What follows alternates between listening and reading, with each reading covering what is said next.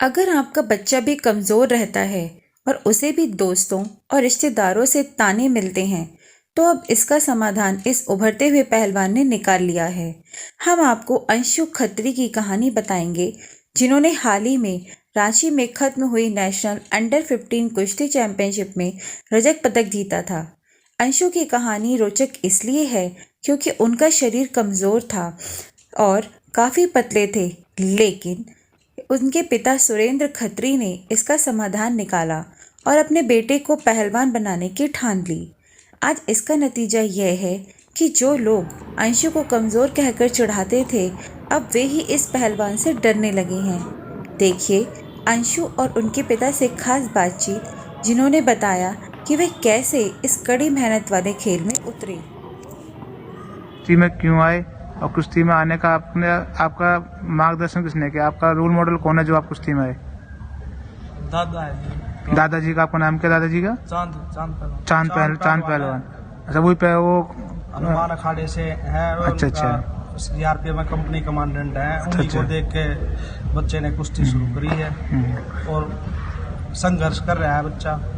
आपके बारे में कहा जाता है कि आप शरीर से थोड़े कमजोर थे, उसको ठीक करने के लिए आपको कुश्ती में लाया गया ताकि आप पहलवान बनेंगे तो मजबूत बनेगा शरीर और लोग भी आपसे डरेंगे। फिर कैसी बात है? कोई न डरने का तो क्या है जी, पहलवान देश का नाम रोशन होगा, गांव का देख के और पहलवानी सीखेंगे। इन्होंने देख के सीखी है। अपने दादा को चांद पहलवान को हनुमान अखाड़े से और अपने पहलवानी शुरू कर रखी है अपने। उसके पीछे लगे हुए कोच साहब है, मेहनत कर रहे हैं। कोच साहब का नाम क्या है?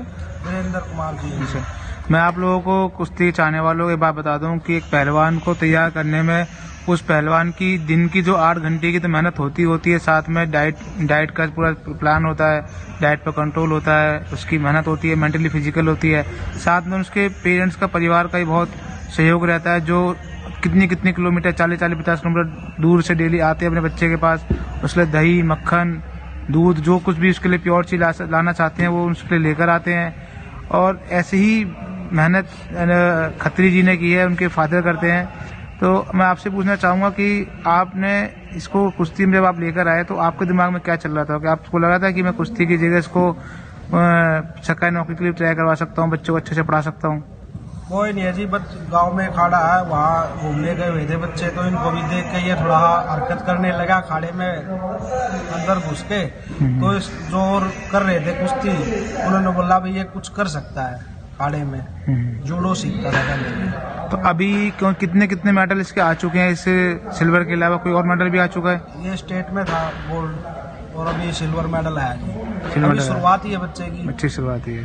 तो आगे अंश खत्री आपका क्या आपने बना रखा है? टारगेट आपका क्या है कि आपको कहाँ अब लड़ना है? अब अंडर 15 आप लड़कर आ गए। कैडेट ये वर्ल्ड की है या नेशनल की है? क्या है? पहले तो स्टेट होगी जी। स्टेट होगी। ये कब है? आपका रोल मॉडल कौन है कुश्ती में? किसको आप अपना मानते हो? आपने बताया आपके दादाजी हैं, तो क्या दीपक पुले पहलवान है? दीपक पुले ने तो आपके अखाड़े गई हैं। तो किस आपका फेवरेट दाव क्या है? कौन सा दाव आपका पसंदीदा है?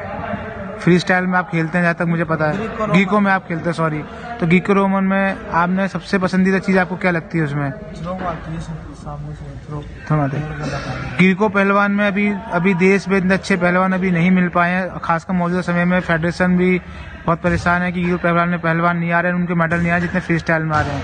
तो आप चाहते हो कि ये जो ग्रीको रोमन में जो देश को पदक नहीं मिल पा रहे हैं बड़े बड़े टूर्नामेंटों में, उसको आप दूर कर सकते हो? तो किस तरह की आपकी ट्रेनिंग रहती है डेली की? किस तरह की आप ट्रेनिंग करते हो ग्रीको रोमन के लिए? सुबह क्लास होती है, 4:30 कोच साहब करवाते हैं, बैट प्रैक्टिस होती है, वैसे फिजिकल ट्रेनिंग होती है, डाइट होती है, शाम को वैसे सेम प्रैक्टिस होती है। 4 बजे कोच साहब बैट प्रैक्टिस करवाते हैं, वैसे पावर करवाते हैं, स्पीड प्रैक्टिस होती है। तो कभी कैंप में भी आप नेशनल कैंप में भी गए हो अभी तक? नहीं, अभी कोरोना की वजह से नेशनल कैंप बंद है। कोरोना की वजह से? अच्छा। तो घर में आपको किसका सपोर्ट सबसे ज्यादा मिलता है? कि पापा का? मम्मी सपोर्ट नहीं करती? सब करते हैं। ये तो हमारे साथ खत्री जी वैसे कहते हैं कि कुश्ती में जब कोई लड़का आ जाता है तो उसको पहलवान बन जाता है। वो कहते हैं कि शरीर से गुंडा दिखता है, लेकिन ये सबकी अपनी अपनी अलग अलग राय है। लेकिन खत्री जी ऐसे हैं जो भी बहुत शर्मीले हैं, शर्माते हैं, इतना बोल नहीं पाते हैं। ये इनके पिताजी हैं।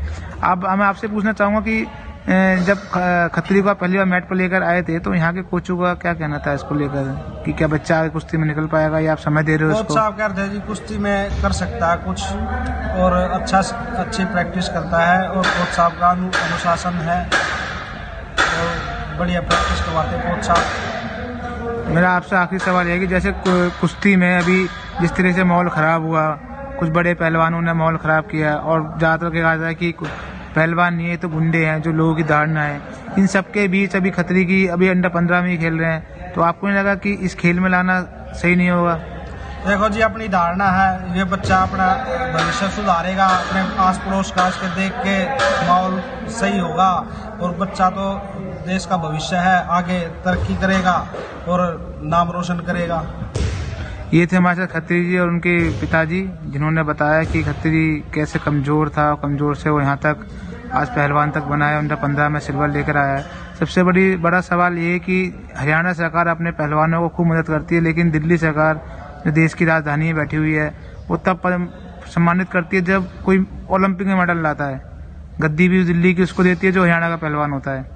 लेकिन ये बच्चे दिल्ली के लिए मेडल लेके आ रहे हैं, तो हमारे अरविंद केजरीवाल से यही एक उम्मीद है कि अगर आप जेब खाली करके इनको पैसे नहीं दे सकते, इनको सम्मानित नहीं कर सकते, तो कम से कम इतना ज़रूर ध्यान रखिए कि उनके बच्चे दिल्ली के लिए जो मेडल लेकर आए हैं उनसे एक मुलाकात करके उनको कम से कम उनका उत्साह जरूर बढ़ाएं, ताकि बच्चों को भी अच्छा लगेगा कि हम दिल्ली के लिए कुछ कर रहे हैं। क्योंकि अभी तक दिल्ली का इस चीज़ में नाम बदनाम है, दिल्ली गवर्नमेंट का, जितनी भी गवर्नमेंट रही है, कि वो जितने भी पहलवान खिलाड़ी आते हैं उनको किसी तरह की मदद नहीं करती है।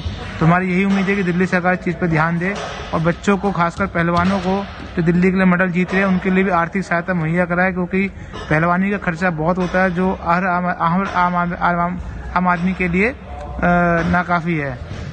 आपसे आखिरी सवाल ये है कि कौन कौन कोई मदद करता है, कोई अभी साई या टॉप्स कोई मदद नहीं है जी, अपने खर्चे से ही डाइट चल रही, सारी चल रही है। तो अमूमन कितना खर्चा इनके महीने का पड़ जाता है बच्चे का? 15-20 हज़ार रुपये तो नॉर्मल है जी, जो शुरुआत में है। और जैसे जैसे बच्चा पहलवानी करता है, बादाम है, दूध है, दही है, प्रोटीन है और वैसे खर्चे भी है जी पहलवान। टूर्नामेंट वगैरह जो खेलने जाते हैं वो जाते हैं, उसमें भी अपना खुद का ही खर्चे उठा के जाते हैं जी। तो वो कोई ऐसा नहीं होता कि टूर्नामेंट को बच्चा खेलने गया है, जंगल में गया है और वहाँ पर जाकर वो कुछ इनाम मिल जाता है? कुछ नहीं रहता जी। ये तो सरकार को सोचना चाहिए जी, पहलवान कैसे अपनी मेहनत करेगा, आगे खर्चा कैसे पूरा करेगा। इतनी पहलवानी में इतना खर्चा हो जाता है कि आदमी पूरा नहीं कर सकता है। उम्मीदें तो होती हैं कि बड़े बड़े ओलंपिक में मेडल लेकर आए, हमारा ओलंपिक बहुत सारा रिकॉर्ड अच्छा होगा, ओलंपिक में मेडल आने चाहिए ज़्यादा से ज़्यादा। लेकिन जब देश के पहलवानों को ही आप मदद नहीं करेंगे तो कैसे वो ओलंपिक में मेडल लाएंगे, फिर कैसे एशियाड में मेडल लाएंगे, कैसे कॉमनवेल्थ गेम्स में मेडल लाएंगे? घूम फिर के वही 3-4 पहलवान बचते हैं, उन्हीं पर पूरी सरकार पैसा खर्च कर देती है 16-16 करोड़ रुपये, और फिर उन्हीं से कहती है कि आप ओलंपिक में मेडल क्यों नहीं लाए, कि वो बेचारे लड़ झगड़ के किस्मत के मारे ब्रॉन्ज मेडल लेकर आ जाते हैं। ये सारा मेरा जहाँ है वहाँ लोग समझ चुके होंगे जब इस वीडियो को देखेंगे। लेकिन मेरा सिर्फ इतने ही लोगों से गुजारिश है कि सरकार, दिल्ली सरकार, केंद्र सरकार ऐसी स्कीम जरूर लाए जो बच्चे मेडल जीत के ला रहे हैं उनको ज़्यादा से ज़्यादा सुविधा मिलती रहे। खत्री जी, आपका और आपके दोनों का बहुत बहुत शुक्रिया और हमारे साथ जुड़े, धन्यवाद।